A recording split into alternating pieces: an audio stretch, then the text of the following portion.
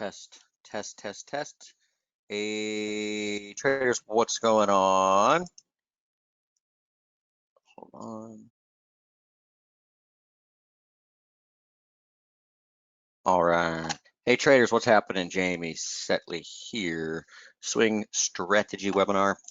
And before I dive into the charts, you let me know that you can hear me, please, and that you can see the screen.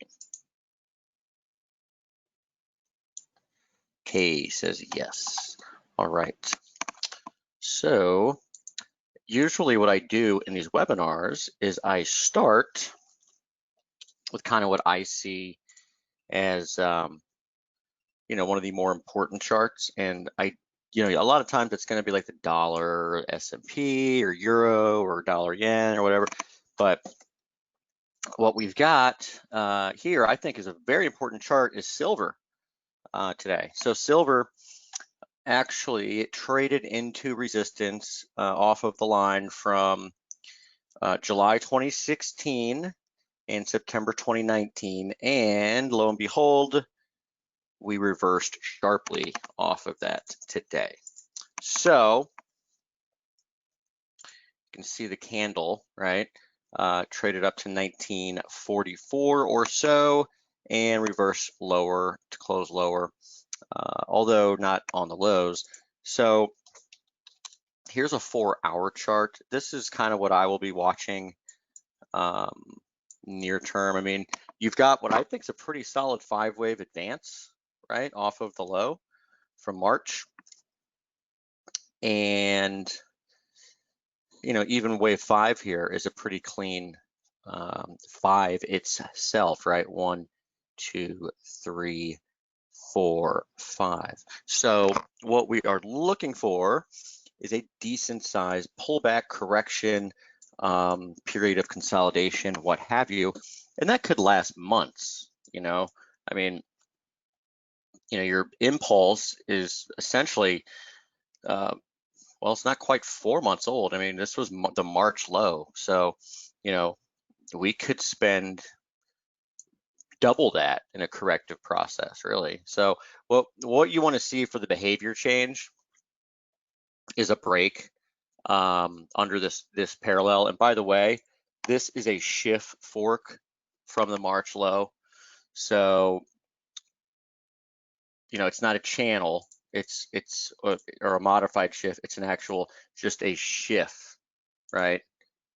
So you can see that would be like the actual channel, but it's not that steep. So it fits, nicely within this lower parallel here. Upper parallel is not quite resistance. Center line was pretty good support, resistance, etc., etc. So watch for a break below this line, and focus on the 200 period average on this 4-hour chart too, because that's been really solid, perfect support really on the last 2 important lows. But yeah, I will be watching for a break below here to really signal that the larger impulsive, that the larger impulsive move on the upside is complete. All right, so that is a key chart to focus on.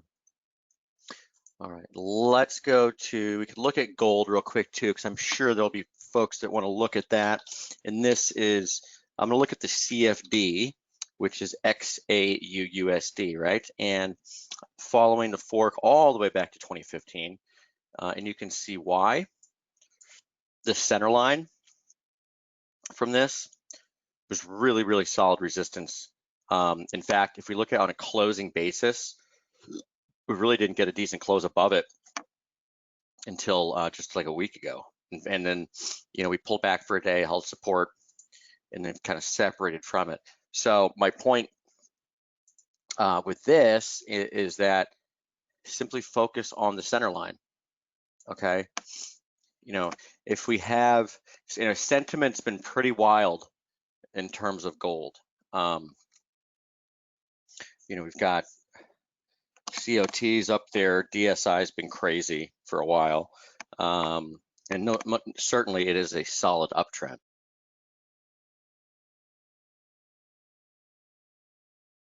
But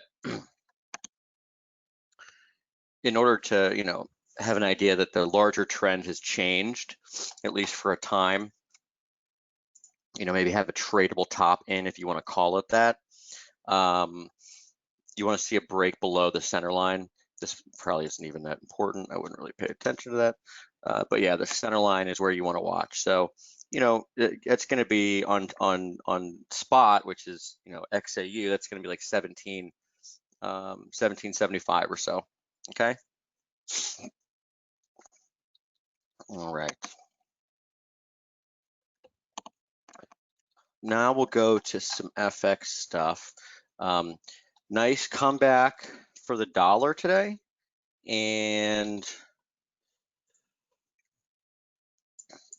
this is US dollar, Dow Jones FXCM US dollar, which is one that I like to follow a lot because it's more broad-based than DXY, right? DXY is going to be almost essentially Euro and Europe itself. But all of our angles and the big turns that we've had for years and years in US dollar have been on this angle, on the 2011-2014 line. And you can see here across the highs, right?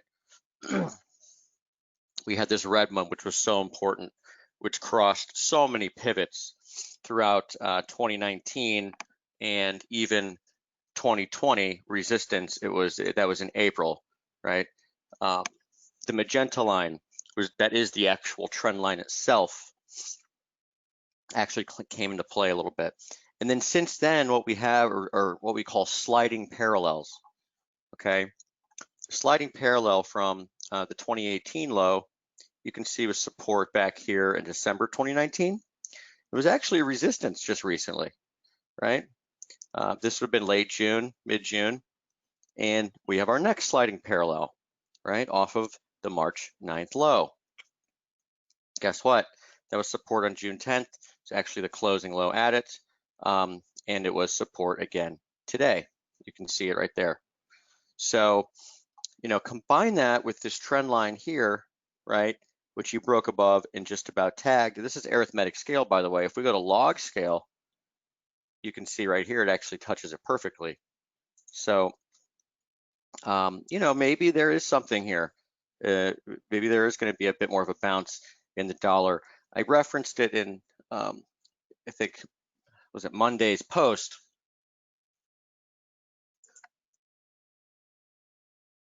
But in Monday's post, I pointed out that, you know, you had extreme Euro COT longs and speculative longs.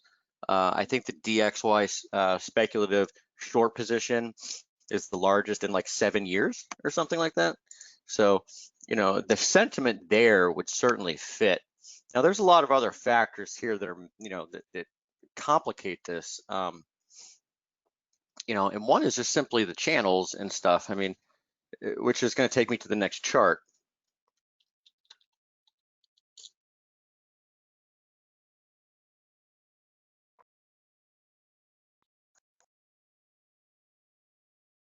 Come on, what is this? All right, so dollar SEK, Swedish krone, right?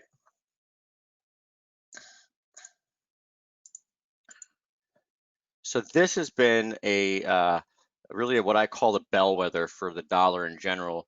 It tends to lead, it turns, but just in general, it's a very reliable kind of gauge to follow general dollar direction with, like technically. So, you know, for example, when we broke the trend line in May, it was a good indication that the dollar itself, you know, was kind of going into a broad-based weakness, right? We hit that support back in June, right? And that was an indication that, you know, the dollar was due for a strong bounce, okay? So here we are now, and one, you can kind of make out, you know, it's not perfect by any means, but maybe like a 1, 2, 3, 4, 5. You know, it's choppy. It's the subdivisions aren't there, but the fact that we got very close to the lows and turned up fairly sharp, does maybe warn of a possible truncation. What I mean by truncation is when the market does not take out the prior price extreme. In this case, that would be the lows, right? So it's a possibility, but really don't worry about that. What you want to look for here is essentially a break, back above the channel. So, or just focus on the channel, I should say. Focus on the channel. It actually coincides with that old low from March.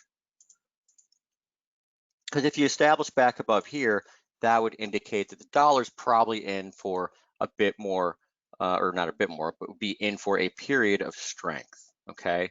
It would just be an important behavior change, that's all right? So from there, we can move to, say, Euro here. So Euro is still a possibility where we go to one more high. However, this is just a mess, all this chop, but I'm going to go to a 30-minute chart here because you can see that the drop from the top here, right? This is from last night. 1, 2, 3, 4, 5, maybe something of a, something of an impulse on the downside. And under this scenario, we'd be wanting to, once we get a turn higher, we'd be wanting to sell a rally.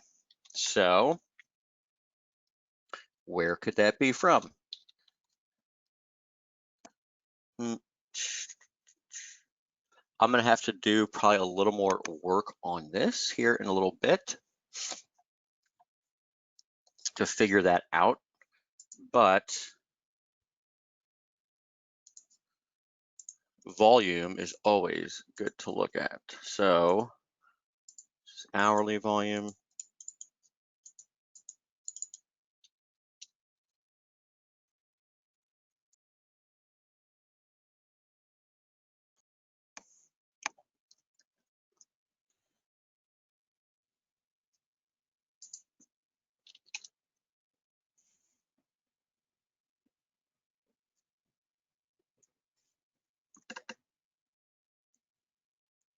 Yeah, not quite sure here. Let's see if we can get anything.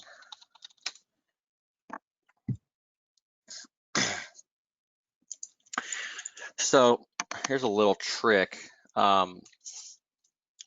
Sometimes the 200 period average on the 10-minute chart can help, especially at a turn, because you might not be,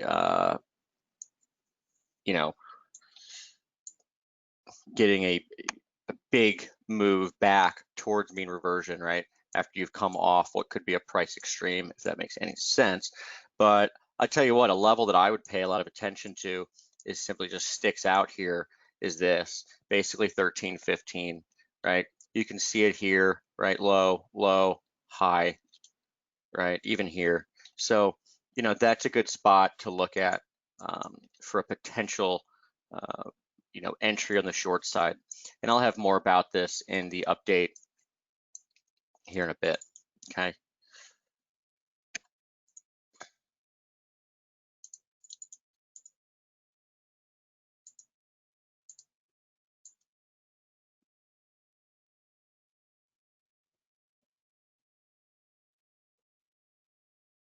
Yeah, it's going to be a good level. Also, let me show you, this is a good example today of daily reversal resistance, actually. So see the high, when I talk about this a lot, like daily reversal resistance, weekly reversal resistance, daily reversal support, weekly reversal support, so on and so forth. It's the close of the high day.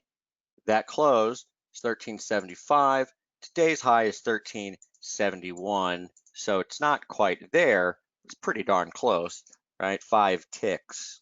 Okay. So yeah, not bad. All right.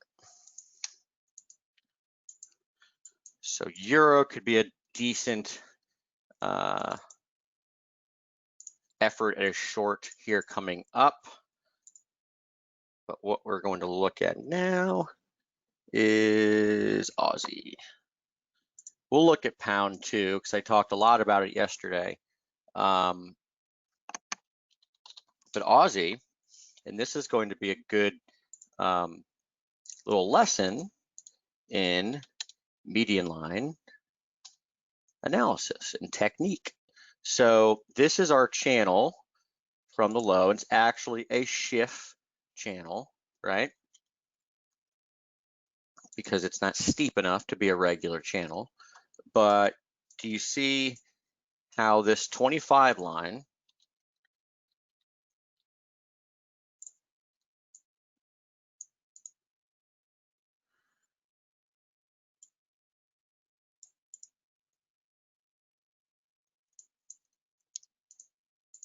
I should call that something else because it's confusing. But see, the 25 line's been important a lot, right?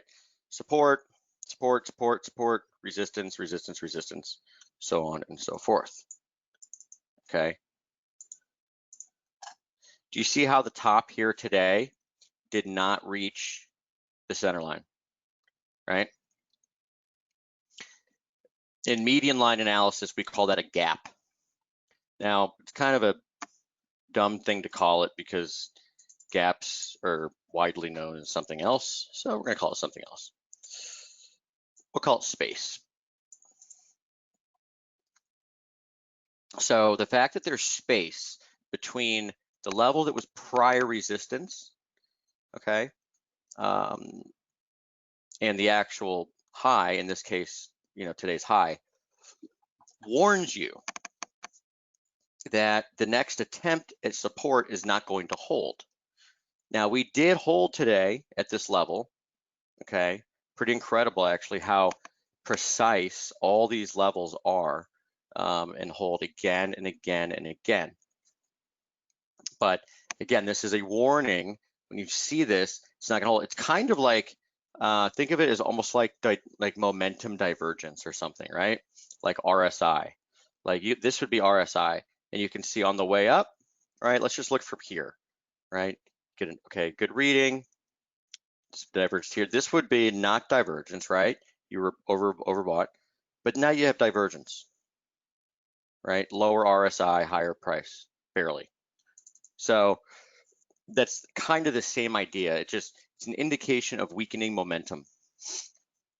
Trends really petered out, if you want to call it that. So let's see what happens here if we get a breakdown. And if we do, the area that we're going to, I think,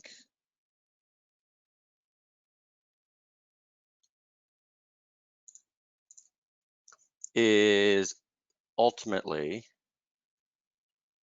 let's see, 4-hour chart, is ultimately going to be like 66.80s. And that's, you can see why. I mean,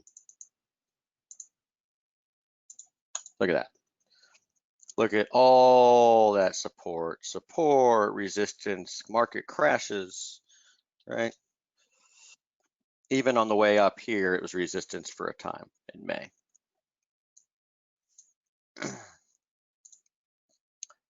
So yeah, call it 66.80. So that is where I'd be looking towards if we broke down, all right?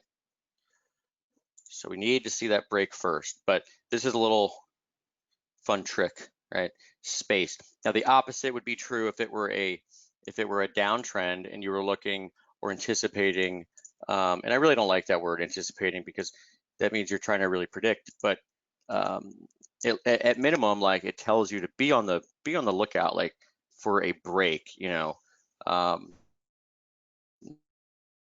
keep your, you know, your currency rates close. But yeah, if you were on a downtrend and like your channel was like, or say your support line that you were bouncing off of in a downtrend was like this, right? The market drops, right? You drop, maybe you go down through it, and then you turn up before you get there, right? Be ready for that breakout or that behavior change.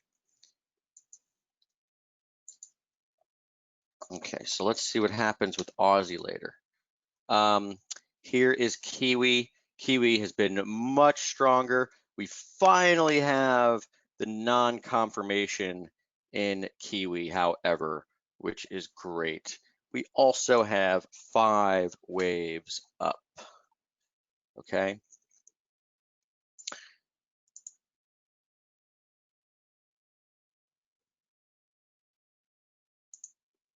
So we'll go 1, 2,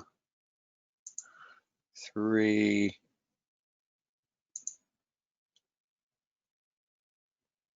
4, 5. Maybe it's done, maybe it's not. However, it's a really good place for it to be done, okay?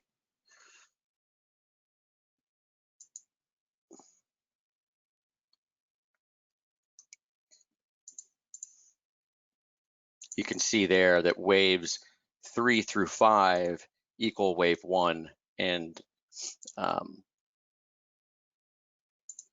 you know, when you have a extremely sharp move off the bottom, that's not that uncommon. So there is a relationship there.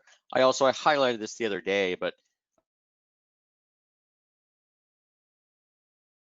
this is the April, see it? Yeah, now you can see it. April line, December 2019, April 2018, December 2019. And you had a solid reversal here too today. So, oh, and what is that? Holy moly. We're gonna have a lot of charts in tonight's update. You know, so you see this line, that is the trend line from back to the 2000, 2009 low. We'll zoom in on that now so you can see the line. Look where we hit today. Here and here. Pretty awesome, huh? All right.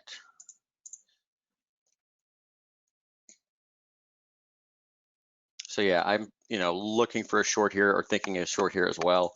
Obviously, I'm going to have a lot of Kiwi charts in tonight's update because this is awesome. Kiwi 4 hour, Kiwi weekly. Put that in there. Let's see if we also have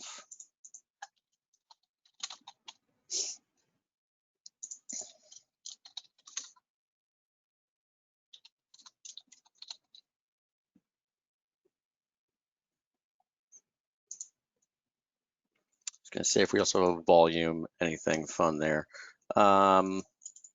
Nothing crazy on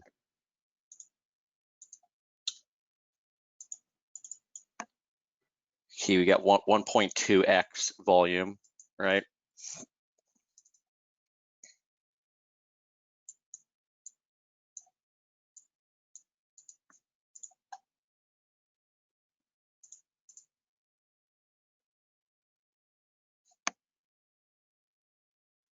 See if we have anything. So we had hourly volume reversals today. You can see the red bars here, Kiwi futures, here Aussie futures, here pound futures, et cetera. 4 hour ones are always going to be far better. I'm actually surprised that we didn't have a 4 hour volume reversal. We only had 1x volume there. Huh. Let's see what the 4 or the 8 hour is. We're gonna have an 8 hour. So, okay, this could be important. Let's check this out. All right, we're gonna get an 8 hour volume reversal. We got one in the NASDAQ again. So I'll throw that in there into tonight's update. I'm gonna be writing for like an hour, so I think might be out a little late tonight. Okay.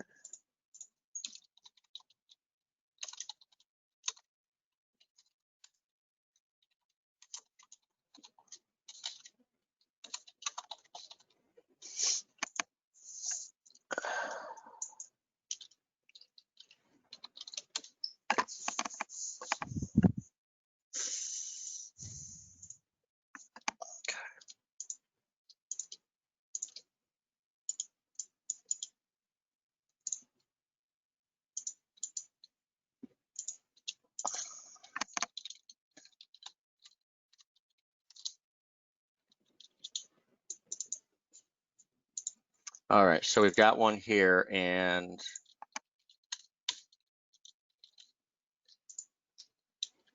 pretty good, pretty good. So yeah, got a lot of reasons to sell the New Zealand dollar here. So yeah, this is going to be awesome update tonight.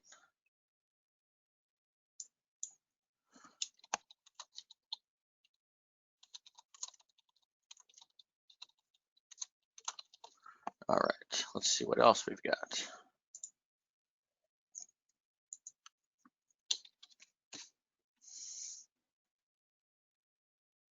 Again, there was 4. Let's look at S&P. S&P futures, though, never even got to a high, so it doesn't really matter, right?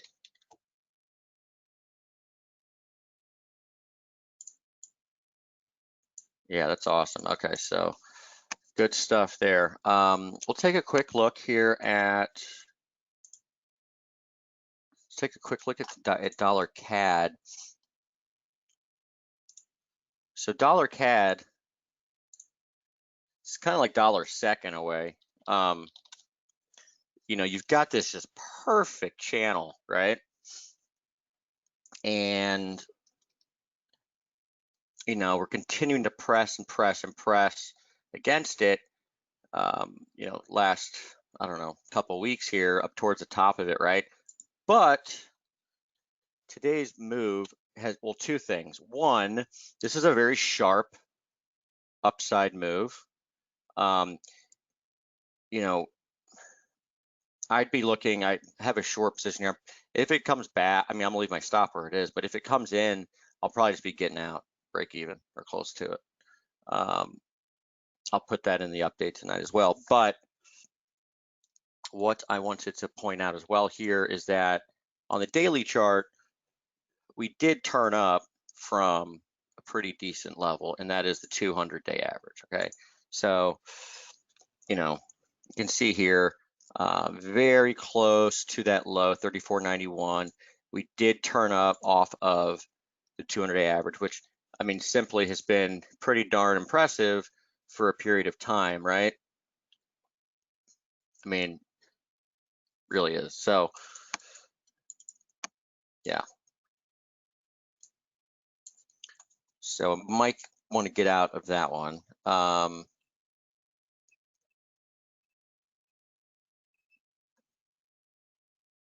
British pound. Well, let me visit that real quick. So we did hit yesterday. If you saw the post yesterday, we hit VWAP 2020 VWAP. Probably in for a drop here after that resistance rejection, right? And as for where support may lie, at this point, given kind of remember we had 2 interpretations yesterday, and given where, the market turned down from and how it turned down after that, pretty sharp reversal this morning, I kind of, not to mention some of the other stuff happening, the dollar, like watch dollar SEK, like I said, but silver, all that stuff, I kind of lean towards this interpretation now. So again, that would be looking for probably a bigger drop back towards, 24.80, something like that.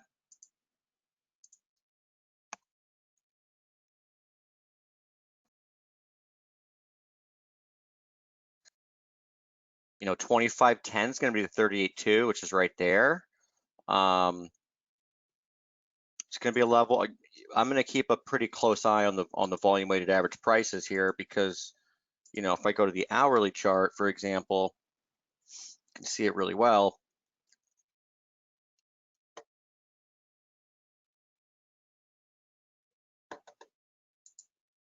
So you can see those coincide at this point.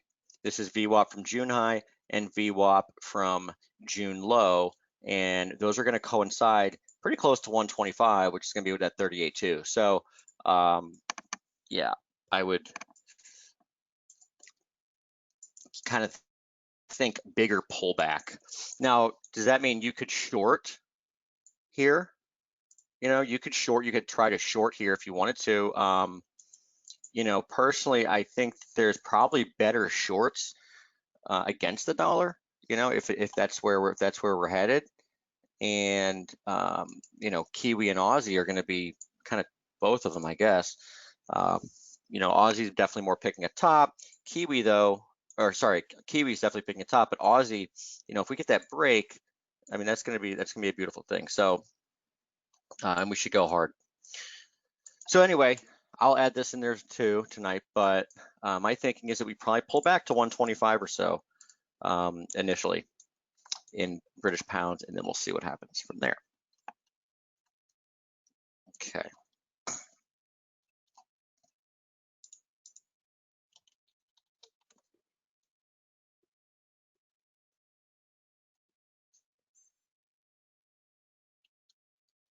All right, well, that does it for me. Unless there are any pressing questions, but the big thing to take away from today's webinar, one, watch that silver chart for a break, watch Aussie chart for a break, especially the Aussie chart, and watch dollar SEK for a behavior change in the dollar in general.